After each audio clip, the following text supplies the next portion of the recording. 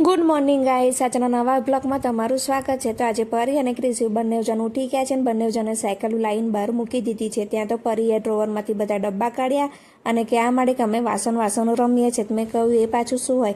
તો કે હું વાસણ વેચવા વાળી બની છું। શાબાશ બેટા, बहुत बढ़िया मुन्ना। ત્યાં તો ક્રિશુ આવીને મને કહેવા માંડે કે મમ્મી પેલો આઈસ્ક્રીમ બનાવેલો એ બહાર કાઢીને મને બતાય તો ખરી અને ટેસ્ટ પણ કરાય કેવો બન્યો છે। પછી મેં એને ટેસ્ટ કરાવ્યો તો એ કે થોડો સારો લાગે છે, પરંતુ બજાર જેવો તો નથી જ બન્યો। મેં કહ્યું મેં એક કોશિશ તો કરી હતી, પરંતુ નથી બન્યો। શું તો પણ આપણે આઈસ્ક્રીમ ખાઈ જઈશું। ત્યાં સુધી મેં ટિફિન પણ તૈયાર કરી દીધું। આજે ફુલીવર બટેકા ટામેટા રીંગણનું શાક બનાવ્યું હતું। નાસ્તામાં મેં ચણાના લોટના પૂડા બનાવેલા અને પરી કે મારે સેન્ડવિચ ખાવી છે, મેં ચણાના લોટના પૂડા બનાવ્યા। એની અંદર કાકડી ટામેટા અને લીલી ચટણી નાખીને એને રાઉન્ડ શેપ કરીને આપી દીધું ને એ લોકોએ ખાઈ લીધું। ખાઈને નાહી ધોઈને તૈયાર થઈ ગયા। સ્કૂલે જવાનો સમય થઈ ગયો એટલે ક્રિશિવે આજે કોથળીની અંદર ડબ્બો ભર્યો। મેં એને ના પાડી હતી કે તારી પાસે ટિફિન બેગ છે તો ટિફિન બેગ લઈને જા, પરંતુ કે ના મમ્મી મારો ભાઈબંધ પણ આમ જ લાવે છે તો આવી રીતે જ લઈ જઈશ। સ્કૂલનો સમય થતાં અમે ત્રણેય જણ ઘરની બહાર નીકળ્યા। ત્યાર પછી મેં લોક માર્યો અને ક્રિશિવ અને પરી બંને જણ સીડીથી ઉતરી ગયા। તો પરી સૌથી પહેલાં નીચે ઉતરીને મારો વેઇટ કરતી હતી અને ત્યાં સુધી ક્રિશિવ કે મમ્મી હવે હું નીચે ઉતરું છું, તું પણ આય। તો અમે લોકો નીચે ઉતર્યા। ત્યાર પછી પરીને મૂકવા એની સ્કૂલમાં ગઈ અને પછી થોડી વાર ત્યાં બેસી રહી અને ક્રિશિવની સ્કૂલનો સમય થયો એટલે હું ક્રિશિવને મૂકીને પણ ઘરે આવવા નીકળી ગઈ। તો ઘરે આવતી હતી ત્યાં સુધી તો મારે ઘણા બધા શાકભાજી આજે લેવાના બાકી હતા એટલે હું બજારમાં ગઈ। પહેલાં મેં મારા થોડા કામ બાકી હતા એ કામ પતાવીને પછી હું ઘરે આવીને શાક લઈને મેં ધોઈને શાક કોરા પાડવા મૂકી દીધા અને બપોર થઈ એટલે ક્રિશિવને લેવા જવાનો સમય થઈ ગયો એટલે હું ક્રિશિવને લઈને ઘરે આવી। તો ક્રિશિવને મેં ચા નાસ્તો કરાયો તો એ ચા અને બિસ્કિટ બેવ ખાતો હતો। ત્યાં સુધી હું શાક લઈને બેઠી તો મારે વટાણા ફોલવા હતા અને બીજું ભીંડા લાવી હતી જે ક્રિશિવને ખૂબ જ ભાવે છે। તો ક્રિશિવ મને સવારનો કહેતો હતો મમ્મી કાલે માટે તું ભીંડા લેજે। મેં કાલ માટે ભીંડા લીધા તે વયો મારી સાથે મને મદદ કરાવતો હતો। તો સૌથી પહેલાં મેં વટાણા ફોલવાના ચાલુ કર્યા તો જુઓ એ કેવા ફટાફટ વટાણા ફોલે છે ને મારી મદદ કરાવે છે અને કહેવા માંડે મમ્મી તું ના ફોલીશ। મેં કહ્યું આટલા બધા વટાણા તું એકલો કેમ ન ફોલીશ, હું તને પણ મદદ કરાવશ। અને મેં કહ્યું કે આપણે બંને જો ફટાફટ કામ કરીશું તો એ કામ વહેલું પૂરું થશે। તો કે હા મમ્મી। પછી અમે લોકોએ વટાણા ફોલ્યા ત્યાર પછી ભીંડા ધોઈને મેં કોરા પાડવા મૂક્યા હતા। તો ભીંડા કોરા પડી ગયા એટલે ક્રિશિવે મને ફટાફટ ભીંડા લૂછી આપ્યા અને મેં બીજી બાજુ ભીંડા સમાર્યા। મને ભીંડા સમારતા જોઈને એ કહેવા માંડે કે મમ્મી હું બીજું ચપ્પુ લઈને આવું છું, તું મને ભીંડા સમારતા શીખવાડ। તો મેં એને ભીંડા સમારતા શીખવાડ્યા। જુઓ એ પછી ધીમે ધીમે ભીંડા સમારવાની કોશિશ કરે છે। એક બે વાર એને ના ફાવ્યું, પરંતુ હા ત્રીજી વાર તો એને આવડી ગયું અને એને ભીંડા સમારવા માંડ્યા। તો આવી રીતે એને ભીંડા સમારવામાં પણ મારી ઘણી બધી મદદ કરી અને જે કામ 10 મિનિટનું હતું એ કામ 5-7 મિનિટમાં અમે લોકોએ પૂરું કરી દીધું।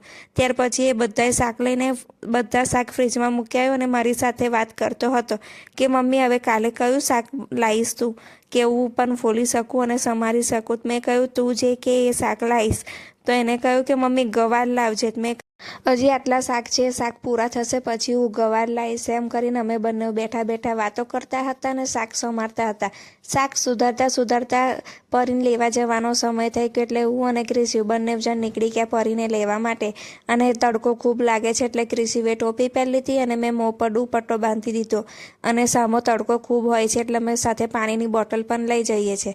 અને સ્કૂલે ગયા તો ત્યાં થોડી ઘણી વાર હતી એટલે અમે લોકો ત્યાં છાયામાં બેસી ગયા।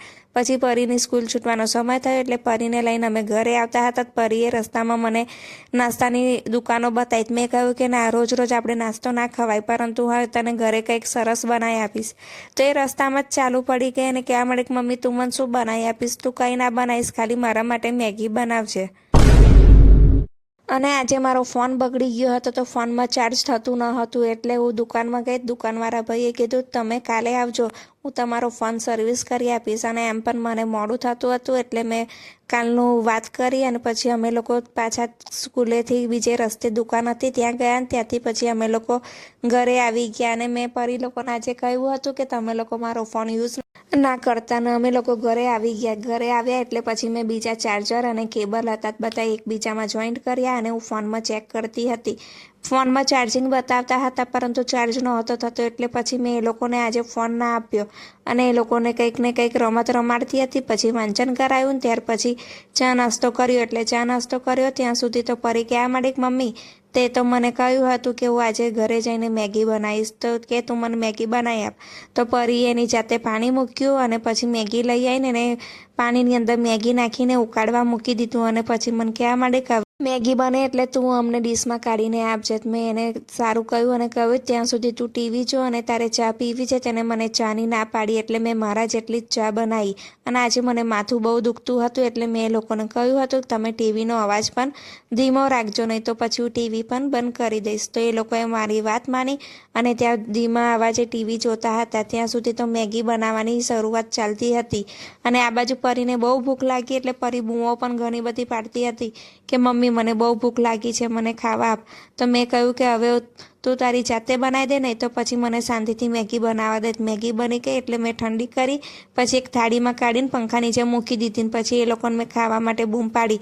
તો બંને જણ મેગી ખાવા બેસી ગયા. તો એમાં થોડો રસો હતો તે લોકોએ ત્યાં સુધી મેગી ઠંડી થતી હતી તે લોકોએ રસો પીધો અને પછી મેગી કોરી પડી ગઈ. તો કે મમ્મી મેગી કોરી છે. તો મેં કહ્યું કે તમે રસો તો પહેલાં પી ગયા છો. મેગી ખાઈને ક્રિશિવ કંઈક ગડબડ કરતો હતો. મેં જોયું તો ક્રિશિવ શું કરે છે તો કે મમ્મી ડીજેનું ચાર્જિંગ પતી ગયું છે તો હું કેબલ જોઈન કરું છું એટલે તું ચાર્જિંગમાં લગાવી દે છે. ને આમને આમ સાંજ પડી એટલે આજે મારે બટેકા વડા બનાવવાના હતા. મેં બટેકા બાફીને મૂક્યા હતા. મેં મસાલો તૈયાર કર્યો ત્યાર પછી ભજીયા બનાવ્યા. પછી છોકરાઓ માટે બટેકાની ચિપ્સ પણ બની ગયા. પછી મેં એ લોકોને ગરમ ગરમ ખાવા આપી દીધા અને પછી અમે પણ ખાઈ લીધા. તો મિત્રો આજનો મારો વ્લોગ કેવો લાગ્યો એ મને અવશ્ય જણાવજો અને હા મિત્રો આવજો, ગુડ નાઇટ.